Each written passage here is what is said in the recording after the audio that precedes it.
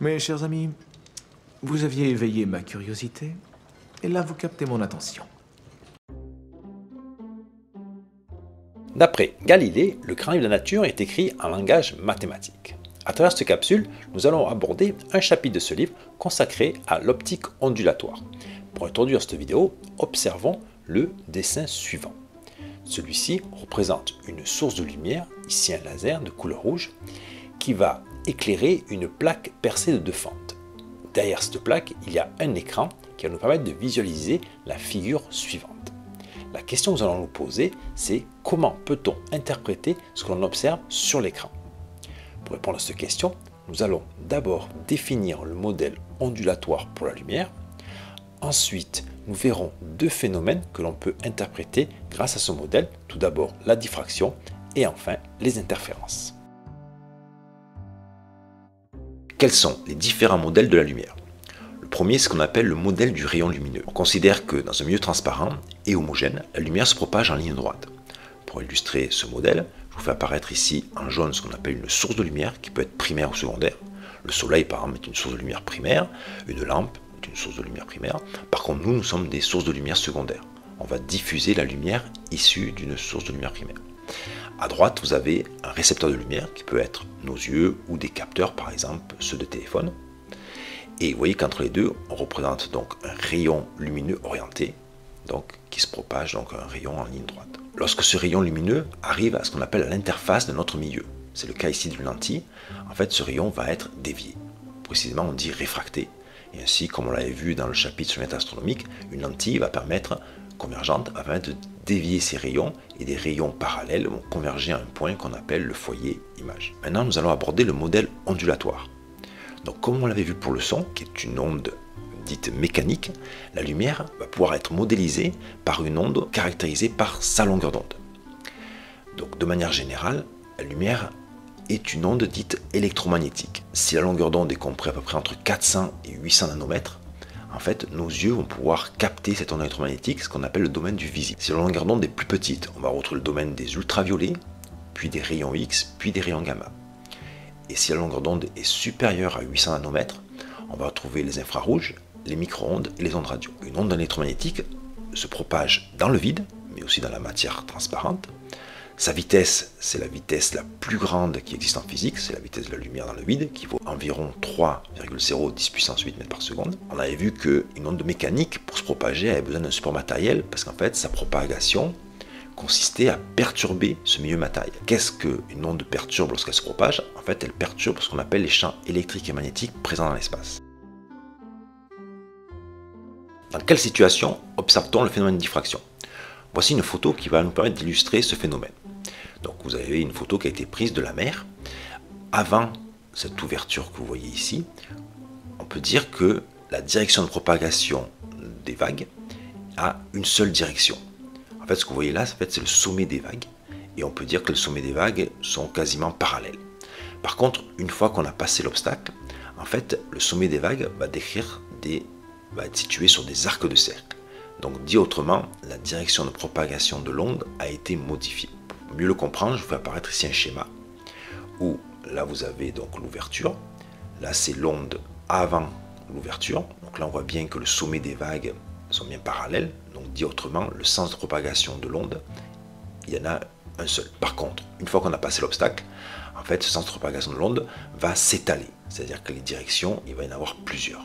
Conséquence, vous voyez le sommet de la vague là va être réparti sur des arcs de cercle. Notons que la longueur d'onde avant et après l'ouverture n'a pas été modifiée. En résumé, on peut dire que la diffraction, c'est une propriété des ondes qui se manifeste par un étalement des directions de propagation de l'onde. Et ça a lieu lorsque l'onde rencontre une ouverture ou un obstacle. On aurait le même phénomène si là il y aurait une ouverture et juste un obstacle ici. Et la longueur d'onde n'est pas modifiée au passage donc de l'obstacle ou de l'ouverture. Quelles sont les conditions pour observer un phénomène de diffraction? En fait, il faut que la dimension de l'ouverture ou de l'obstacle soit du même ordre de grandeur que la longueur d'onde. Pour les ondes électromagnétiques, on peut observer ce phénomène de diffraction pour une ouverture jusqu'à 100 fois plus grande que la longueur d'onde. Quel montage expérimental permet d'étudier la diffraction? Il s'agit du montage de Fraunhofer, qui est constitué d'une source de lumière, un laser, Alors le laser a la particularité d'être une source de lumière dite monochromatique, c'est-à-dire qu'elle émet de la lumière avec une seule longueur d'onde qu'on notera lambda ici. Cette lumière va éclairer une plaque et surtout la fente réalisée ici sur la plaque. Cette fente va être caractérisée par son épaisseur qu'on notera petit e. Derrière cette plaque avec cette fente, on positionne un écran à une distance grande D. On fait en sorte que cette distance soit beaucoup plus grande que l'épaisseur ici de la fente. On appelle ça la condition de Fraunhofer. La figure de diffraction que l'on observe, vous voyez ici, elle est horizontale. Elle sera toujours perpendiculaire à la direction de la fente. Et ce que l'on va observer, cette figure de diffraction, c'est ce qu'on appelle la longueur de la tache centrale, donc que l'on notera grand L, et qui est donc définie ici. Vous voyez ici la partie qui n'est pas éclairée, jusqu'à cette partie-là. Comment varie la longueur de la tache centrale, grand L ici, en fonction de la largeur de la fente, petit e, ici, de la longueur d'onde de la lumière incidente, lambda, ici, et de la distance qui sépare la fente de l'écran, donc grand D ici. Alors pour répondre à cette question, on va utiliser ce qu'on appelle l'angle caractéristique de diffraction, que l'on note θ, et que vous voyez apparaître là. En fait, c'est l'angle que fait la direction de la lumière incidente, vous voyez ici en pointillé, et la direction de la lumière une fois qu'elle a traversé donc l'ouverture ici. Et vous voyez, ce rayon-là arrive entre la tache centrale et une tache secondaire ici. Imaginons qu'on fasse une expérience où on fait varier la longueur d'onde de la lumière incidente. Et si on fait cette expérience-là, on va constater que cet angle θ va augmenter lorsque la longueur d'onde augmente. De la même façon, maintenant, si je fais varier l'épaisseur de l'ouverture ici, je vais constater que cet angle θ va diminuer. Voici une relation simple qui existe entre l'angle θ, la longueur d'onde et l'épaisseur de l'ouverture. En fait, θ égale lambda sur E. Alors au niveau des unités, vous voyez, c'est cohérent. Lambda s'exprime en mètres, E en mètres, et θ n'a pas d'unité. Je vous rappelle que le radian, c'est pas une vraie unité. Une fois qu'on a vu ça, on va utiliser la trigonométrie. On sait que en mathématiques, tangente θ, c'est le côté opposé sur le côté adjacent. Donc ici, le côté opposé, en fait, c'est L sur 2, et le côté adjacent, c'est D. Donc je peux dire que tangente θ égale L sur 2D. Et là, je fais une hypothèse. Je considère que mon angle θ est petit. Ce qui est vrai dans les conditions de Fraunhofer, puisque D est censé être très grand. Petit, ça veut dire inférieur à 15 degrés. À ce moment-là, tangente θ, je peux l'approximer par θ, exprimé en radian. Vous voyez mon tangente θ que j'avais exprimé ici, donc c'était L sur 2D. Je peux dire qu'il est égal au θ qui est là. Donc L sur 2D égale lambda sur E. Et donc si je cherche à exprimer la longueur de la tache centrale ici, je peux dire que L, c'est 2 lambda D sur E. Qu'observe-t-on si on remplace l'ouverture, c'était une fente, vous vous rappelez, par un obstacle, par exemple un cheveu. Donc voici un schéma de cette expérience-là. Attention, vous voyez, donc ici vous avez le cheveu, l'écran. Là, le θ, il est mal représenté. Normalement, les pointillés là, ils auraient dû se trouver dirigés là. D'accord? Alors, mais la question c'est, est-ce qu'on observe le même phénomène? Eh bien oui, vous voyez le dessin qui apparaît là, il est très similaire à celui qu'on avait vu juste avant pour une fente. Donc, dit autrement, on observe le même style de figure qu'avec la fente. Donc, on va pouvoir utiliser la formule établie juste avant, qui disait que la longueur de la tache centrale, c'était égal à 2 lambda D sur E. Donc, moi, ce que je vais faire là, imaginons que je veuille déterminer le diamètre du cheveu. Donc, ça correspond ici à l'épaisseur de ma fente tout à l'heure. Donc, je vais pouvoir isoler E. Donc, E sera égal à 2 lambda D sur L. Donc, une fois que j'ai fait ça, qu'est-ce qu'il me reste à faire? Je vais utiliser la longueur d'onde de ma source de lumière, mon laser. Je vais mesurer la distance D qui sépare l'écran du cheveu. Et je vais mesurer donc la longueur de ma tache centrale ici. Donc là, j'en profite. Imaginons que je zoome ici. Voilà ce que j'observerai. Donc, on a bien ici ce qu'on appelle la tache centrale. Et là, ce sont des taches secondaires. Et vous voyez que la distance L, il ne faut pas la mesurer au bord de la tache centrale ici. Mais c'est bien, on se place entre deux taches. À l'endroit qui est le plus obscur entre la tache centrale et une tache secondaire. Et c'est cette distance-là qui correspond à la longueur de la tache centrale. Qu'observe-t-on si on remplace la lumière monochromatique du laser par une lumière blanche? Voici la figure de diffraction que l'on observe. Comment interpréter ceci? En fait, ce qu'il faut savoir, c'est que la lumière blanche est constituée de toutes les longueurs d'onde que nos yeux permettent de détecter. Donc ça va du rouge au bleu. Qu'est-ce qui se passe? Imaginons que je fasse l'expérience de la diffraction avec un laser de couleur bleue. Voici la figure de diffraction que j'obtiendrai. Ensuite, avec un laser de couleur verte, puis un laser de couleur rouge. Et donc la lumière blanche, c'est la superposition de toutes ces différentes longueurs d'onde qui constituent la lumière blanche. Donc qu'est-ce qu'on a? On voit qu'au centre, ici, toutes les couleurs, toutes les longueurs d'onde sont présentes, donc on a du blanc. Lorsqu'on se décale légèrement, petit à petit, vous voyez par exemple le bleu là, lui, il va plus être présent ici. C'est pour ça que les couleurs que l'on voit là, c'est tout sauf du bleu. Et ensuite, après un peu plus loin, donc le bleu va réapparaître. C'est pour ça qu'on voit réapparaître ici du bleu.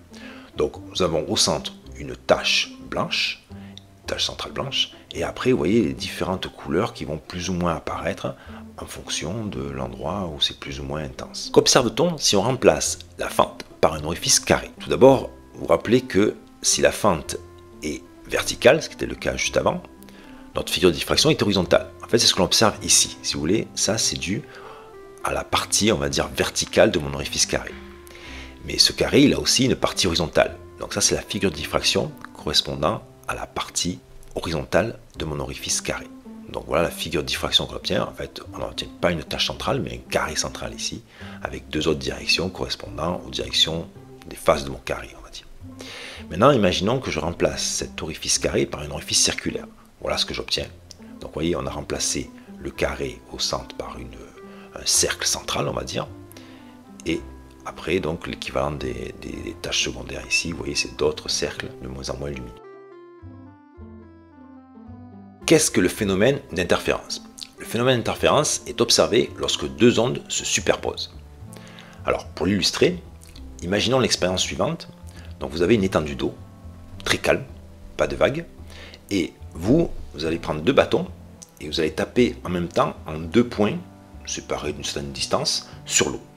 Donc, ça va générer deux ondes qui vont se diffuser dans l'espace, à la surface de l'eau, et à un endroit, ces deux ondes vont se rencontrer, se superposer. Donc voilà la photo de ce qu'on obtient. On va étudier les deux cas extrêmes. Le premier cas, c'est lorsque les deux ondes qui se rencontrent sont en phase. Alors que veut dire en phase? Vous voyez, ça c'est la représentation de ces deux ondes. Et vous voyez qu'elles sont maximales au même instant, ou minimales au même instant. Donc leur rencontre, ça va être la somme de ces deux signaux, et ça va former le signal que vous voyez ici. On dit à ce moment-là que les interférences sont constructives. Donc on va avoir un maximum et un minimum bien apparent. Et donc c'est ce que vous voyez ici. Là nous avons des interférences constructives, là aussi, là aussi. Maintenant l'autre cas extrême, c'est lorsque les deux ondes sont en opposition de phase. Alors voici un schéma qui nous montre ce que veut dire ce terme-là. Vous voyez, donc là c'est une onde, et l'autre onde va être en opposition de phase, c'est-à-dire lorsqu'elle va être ici minimale, l'autre va être maximale. Lorsqu'elle est maximale, l'autre est minimale. Donc conséquence, si je fais la somme de ces deux signaux, j'obtiens ce signal-là. Dit autrement, pas de signal. On dit qu'on a affaire à des interférences destructives. Donc c'est ce qu'on observe ici, là ou là. Maintenant on va préciser quelles doivent être les conditions pour observer ce type de figure. En fait, la principale condition, c'est que les deux ondes doivent être issues de sources cohérentes. Alors que signifie ce mot cohérent? Ça veut dire que les sources doivent avoir la même fréquence. On parle de sources synchrones. Et qu'elles doivent avoir entre elles un déphasage constant ou nul. Vous verrez par la suite, nous, le déphasage sera toujours nul. Comment connaître précisément l'état vibratoire d'un point M dans une zone d'interférence? Alors pour ça, on va utiliser une nouvelle grandeur qu'on appelle la différence de chemin optique, que l'on notera avec la lettre grecque delta, et ça va s'exprimer en mètres, c'est une distance. Pour expliquer à quoi correspond cette distance, je vous fais apparaître ici un schéma d'une interférence, un phénomène d'interférence, obtenu avec une lumière, donc issue de cette source-là. Alors comme on l'a vu, l'interférence est obtenue lorsqu'on a deux ondes qui vont interférer. Donc ici, vous voyez, pour que les deux ondes soient cohérentes, en fait, on va utiliser le dispositif suivant, une plaque percée de deux orifices. Et ces deux orifices sont éclairés par la même source. Donc en fait, S1 et S2 vont se comporter comme des sources secondaires, issues de la même source, et donc ces deux signaux-là vont pouvoir interférer ici. Et donc là, on va mettre un écran, on va pouvoir visualiser une distance D, ce qui se passe donc en haut, en un point M, qu'on va écarter d'une certaine position, d'une certaine longueur par rapport à haut. S1 et S2 se comportent comme deux sources cohérentes, parce qu'en fait elles sont issues de la même source ici, donc elles auront la même longueur d'onde, et elles n'auront pas de déphasage entre elles. Maintenant on va préciser à quoi correspond donc cette différence de chemin optique. En fait, c'est la différence de distance parcourue par les deux ondes lorsqu'elles interfèrent en M. L'onde issue de 2 a parcouru une distance plus grande que l'onde issue de 1. Donc delta, en fait, c'est S2M moins S1M. En fonction de cette valeur-là, on va en déduire qu'on a affaire soit à des ondes constructives ou destructives. Alors tout d'abord, plaçons le point M en haut, ici, le point qui correspond à la direction initiale de la source. Là, vous voyez que S1O est égal à S2O. Donc delta est égal à 0. Et là, on aura ce qu'on appelle des interférences constructives. Tant que ce delta est un nombre entier de longueur d'onde, on se retrouve de nouveau dans une situation d'une interférence constructive. Donc la condition, c'est que la différence de chemin optique soit un nombre entier de longueur d'onde. Et à ce moment-là, on a bien des interférences constructives. Par contre, si delta est un nombre, on va dire, demi-entier de la longueur d'onde, c'est-à-dire 0,5, 1,5, 2,5, etc. En fait, là, on aura des interférences destructives. Pourquoi? Parce que justement, si on s'éloigne de une longueur d'onde divisée par 2 dans l'espace par rapport à un point, en fait, on est dans la position opposée de l'endroit où on est parti. C'est-à-dire que si on a un maximum, on a un minimum. Donc si l'onde qui a parcouru la plus grande distance, là, cette différence est un nombre demi-entier de longueur d'onde, on aura des ondes destructives parce qu'on se retrouvera en opposition de phase. Quel montage expérimental permet d'étudier les interférences? Donc voici ce montage qui s'appelle le montage des fentes Young. Donc il repose sur le principe qu'on vient de voir juste avant. En fait, on utilise une seule source de lumière, ici un faisceau laser caractérisé par sa longueur d'onde, et on éclaire deux fentes. Et ces fentes vont permettre d'obtenir deux sources cohérentes. Alors elles seront distantes d'une distance qu'on note A ici entre les deux fentes. Ensuite, à partir de là, donc, on va observer la figure d'interférence sur un écran situé à une distance D par rapport aux deux sources ici grâce aux deux fentes. Contrairement à la figure de diffraction où là on avait mesuré la longueur de la tâche centrale, là on va mesurer ce qu'on appelle l'interfrange qu'on va noter I ici. Alors pour bien la comprendre, je vous fais apparaître ici une autre figure d'interférence. Et donc regardez à quoi correspond ce I. En fait c'est la distance qui sépare deux maximums, ici et là, ou alors aussi on pourrait l'avoir la distance qui sépare deux minimums, donc deux parties noires de là à là. Alors contrairement à la formule qu'on avait établie pour la diffraction, pour les interférences on ne la démontre pas, on dit juste que cette distance, donc l'interfrange, est égale à lambda fois D divisé par la distance A qui sépare les deux sources, donc ici les deux fentes. Que se passe-t-il si dans le montage précédent des fentes Young, on remplace le laser par une source de lumière blanche? Donc voilà la figure d'interférence que l'on obtient. Comment est-ce qu'on interprète ceci? Ça ressemble un petit peu à ce qu'on avait vu pour la diffraction. En fait, qu'est-ce qui se passe? C'est comme si chaque longueur d'onde réalisait sa figure d'interférence, et donc après on additionne donc les signaux correspondant à chaque longueur d'onde. Donc on voit bien ici au centre on a une bande blanche qui correspond au maximum de toutes les longueurs d'onde. Donc on retrouve la lumière blanche qui est la somme de toutes ces longueurs d'onde qui caractérisent le domaine visible.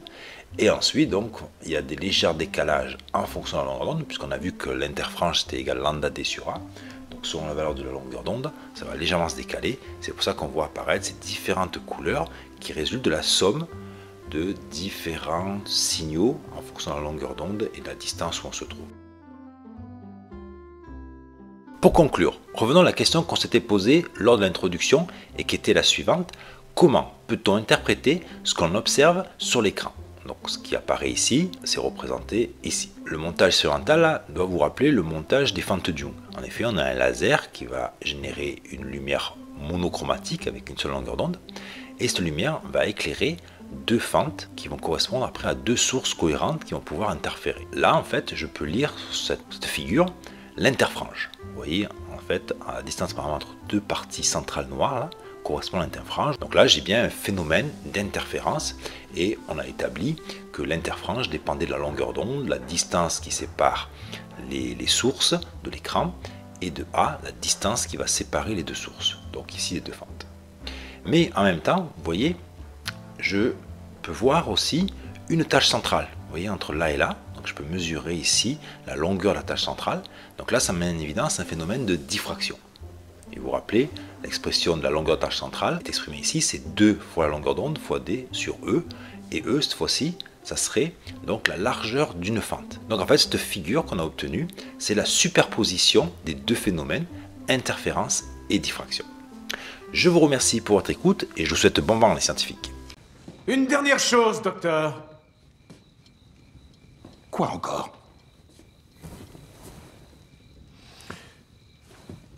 Il est de coutume ici dans le Sud, lorsqu'on vient de conclure un accord, que les deux parties se serrent la main.